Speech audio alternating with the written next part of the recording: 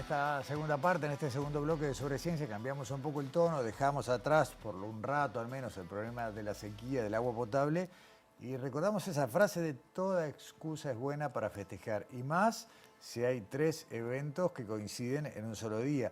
Va por ahí Daniela Hirschfeld, ¿cómo andás? Buenas noches, sí, hoy vamos a festejar 3 cumpleaños de una sola persona, O de un de solo, un solo algo. elemento. Ahí está. Pero vamos a personificarlo porque Ahí se está. lo merece. Vamos a hablar del cumpleaños del ADN, 3 cumpleaños del ADN. Y si vamos a esta primera placa, por ejemplo, una placa muy festiva, vamos a ver qué es.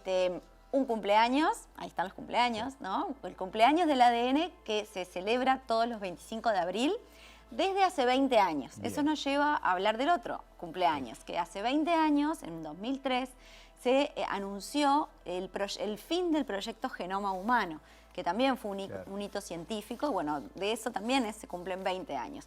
Y en aquel momento, en 2003, y obviamente ahora también, se cumplió otro aniversario que es la identificación, el anuncio y la identificación de la estructura del ADN. Okay. La famosa doble hélice que vemos ahí, que ya es un ícono de la ciencia. Sí, ¿no?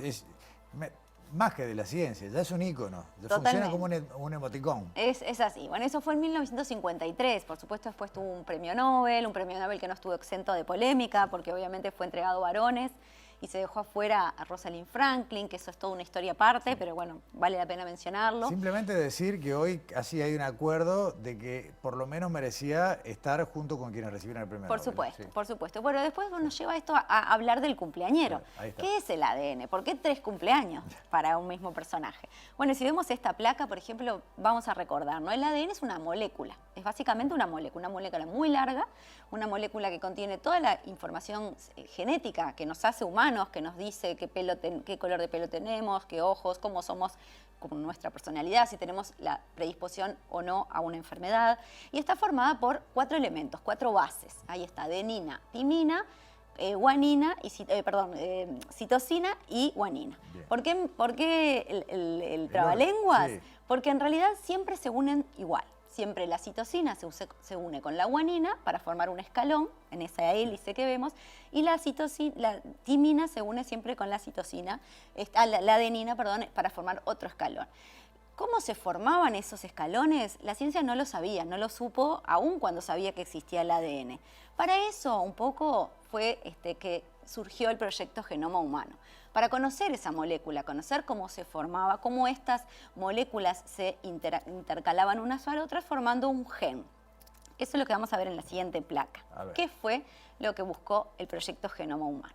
El proyecto fue una gran aventura de un montón de científicos, de 100 científicos, de 5 países, de más de 20 instituciones, que impulsados por el gobierno de Estados Unidos decidieron, vamos a conocer cómo está formada esta molécula para conocer el código genético. Y ahí viene el proyecto Genoma Humano.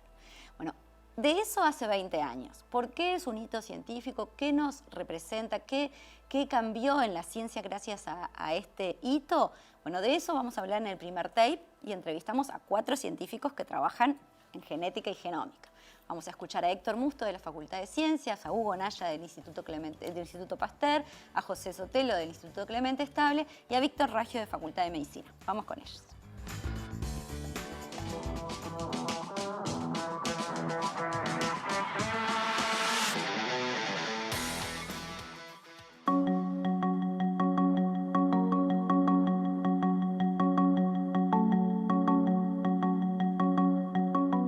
Estos 20 años en la historia del ADN han sido una maravilla que prácticamente resumen en este corto periodo esencialmente lo que pasó prácticamente en todos los años anteriores. Y yo te diría que como ejemplo más notable de esto es el número de genes que nosotros tenemos. Yo por razones de edad viví la devaluación del genoma humano.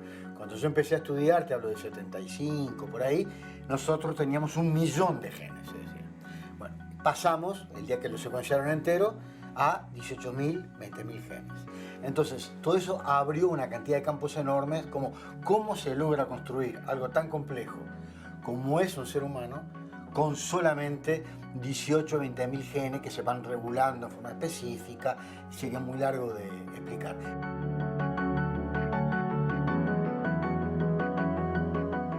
los impactos han sido múltiples, digamos, desde el punto de vista, tanto desde el punto de vista de herramientas que hemos desarrollado en este tiempo, como en las aplicaciones, ¿no? Hoy tenemos ejemplos, como por ejemplo, hace poco se estableció un récord mundial en diagnóstico a través de la secuenciación, que en poco más de 5 horas un recién nacido que presentaba una patología desconocida, digamos, se realizó la secuenciación, se identificó el gen que estaba asociado a esa patología y se pudo actuar. Afortunadamente existían, digamos, tratamientos que permitieron superar eso. Ese niño en otros casos hubiese tenido un desenlace posiblemente fatal, ¿tá? Y digamos, y nunca se hubiese sabido cuál era la causa siquiera. O sea, es un conjunto de tecnologías, digamos, que en los últimos 20 años ha cambiado radicalmente cómo entendemos los procesos biológicos y cómo podemos actuar relativamente rápido sobre esos procesos biológicos.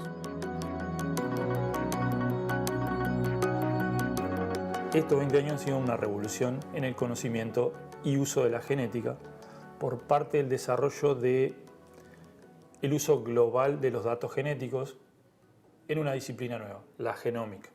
Entonces la genética aparecía como enfocada en un gen, la genómica estudia 20.000 a la vez. Ese cúmulo de conocimiento empieza a ser usado en genómica, en biología molecular, en neurociencias, en microbiología. El concepto de estudiar cosas antropocéntricas, organismos modelos, se rompe un poco. Podemos estudiar cualquier ser vivo porque podemos estudiar su ADN sin restricciones. Lo principal de estos últimos 20 años, para resumirlo en 3 cosas. Una es la generación de herramientas, sobre todo diagnósticas, que es en lo que yo más trabajo y lo que tiene más aplicación.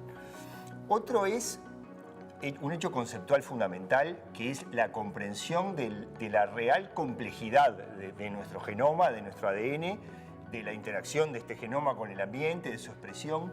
Y desde el punto de vista de la genética humana y la genética médica, el otro aspecto central es la cabal comprensión del volumen enorme de variabilidad genética que albergan nuestros genomas y nuestra población. Antes aparecía una variante, lo que se llamaba una mutación, bueno, debe ser esta la causa de una enfermedad. Y hoy es claro que ciertos tipos de variantes y variantes genéticas en general son súper frecuentes en nuestro genoma. Todos tenemos decenas de miles, entonces encontrar las causas de la enfermedad desde ese punto de vista es más complejo, ¿no? Entonces hay una comprensión mucho más cabal, ¿no?, de la real variabilidad genética y biológica de los seres humanos.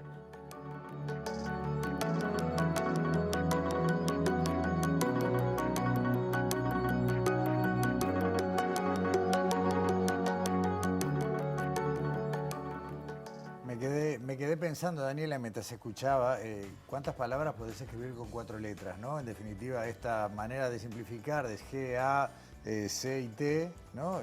Escriben todos Claro, los genes que forman el genoma de una persona. Y qué lindos los abordajes puntuales de cada una de las personas que convocaste para este informe. Por supuesto, ellos cada uno tienen como un perfil, entonces me pareció bien interesante eso. Pero lo que no hay duda también en eso que tú decís es lo que significó estos 20 años, ¿no?, este hito del proyecto Genoma Humano y lo que ha sucedido en estos 20 años. Basta ver esta placa que vamos a compartir ahora para entender lo que marcó este cambio, ¿no? En 1990, ahí cuando empezó el Genoma Humano, que duró 13 años en tener ese primer borrador del proyecto, bueno, participaron, como decíamos, 20 instituciones, más de 100 científicos, 5 países, 3.000 millones de dólares y 13 años. Hoy, para hacer un genoma, o sea, sacar una muestra de sangre y hacer un genoma, se puede hacer en cualquier laboratorio del mundo por menos de $1.000 y de un día para el otro. Es impresionante en 20 años lo que ha cambiado en la ciencia. No solamente el mapa, por decirlo de alguna manera, o el croquis, sino todo lo que se desarrolló en el medio. Por eso una hazaña tecnológica y científica. Claro. Pero bueno, ¿qué pasó hasta hoy? Lo vemos en perspectiva, pero en ese momento, ¿qué era en ese momento, en 2003, la finalización del proyecto del Genoma Humano? Eso es lo que le preguntamos a Héctor Musto, de Facultad de Ciencias.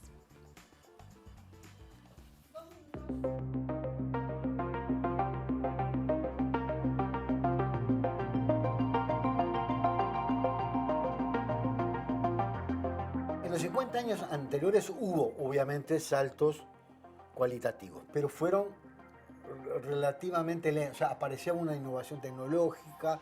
Por ejemplo, ya habrás visto lo que es el PCR, en fin, aparecieron toda una serie de metodologías nuevas, se encontraron enzimas que hacían cosas que no se esperaba, etc. Y cada uno de esos saltos generaba como que se iba abriendo el campo cada vez más.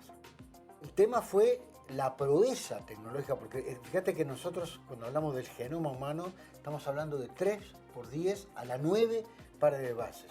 O sea, 3 y 9 ceros después, 3.000 millones de pares de bases, y esencialmente tenerlo entero.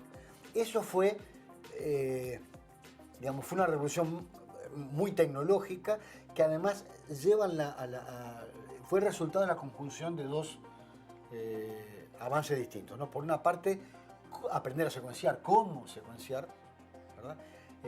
Pero por otro lado, toda la parte informática, porque vos no podés analizar miles de millones de pares de bases si no tenés computadoras que te lo estén haciendo. Yo creo que los dos mojones, o posiblemente los dos mojones más grandes en la historia de la biología o de la genética, si querés, fue Mendel por un lado, descubrir la estructura del ADN y el secuenciado del genoma humano. Eso para mí serían los 3 mojones más grandes de los últimos 100 y pico de años que tiene la genética.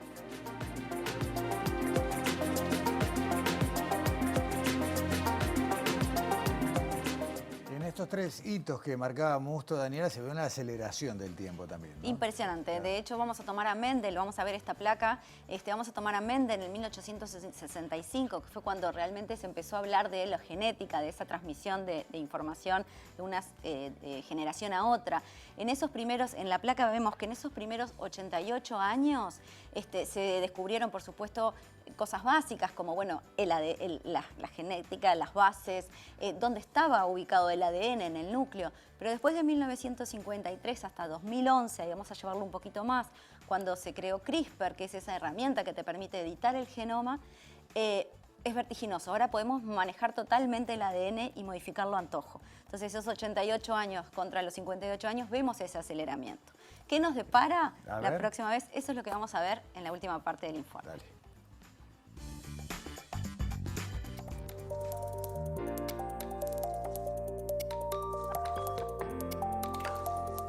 Yo creo que los grandes desarrollos futuros, bueno, van a tener con las mejoras en el diagnóstico, más capacidad de análisis genómico. Ahora viene una cosa que es lo último de lo último, ¿no? La aplicación de inteligencia artificial en el análisis de datos genómicos. Eso hay que ver a dónde nos lleva, pero promete hacer grandes cosas. Yo ahí, además de la inteligencia artificial, hay que desarrollar la inteligencia natural, su uso de formas éticas y su uso para mejorar la calidad de vida y la expectativa de las personas. Eso requiere también ahí una inteligencia natural para el análisis genómico que hay que desarrollar. Capaz que no es tanto lo importante de lo que avance, sino cómo se aprenda a usar eso. Hablando de investigación en biología, el hecho de poder estudiar grandes cantidades de datos implica revoluciones a nivel de comprensión de mapas antes ocultos. Las técnicas genómicas han podido armar un mapa tridimensional súper preciso de la biblioteca de datos biológicos por excelencia, que es el núcleo de la célula. Eso ha ocurrido en los últimos 10 años a un nivel sorprendente, totalmente fuera de escala.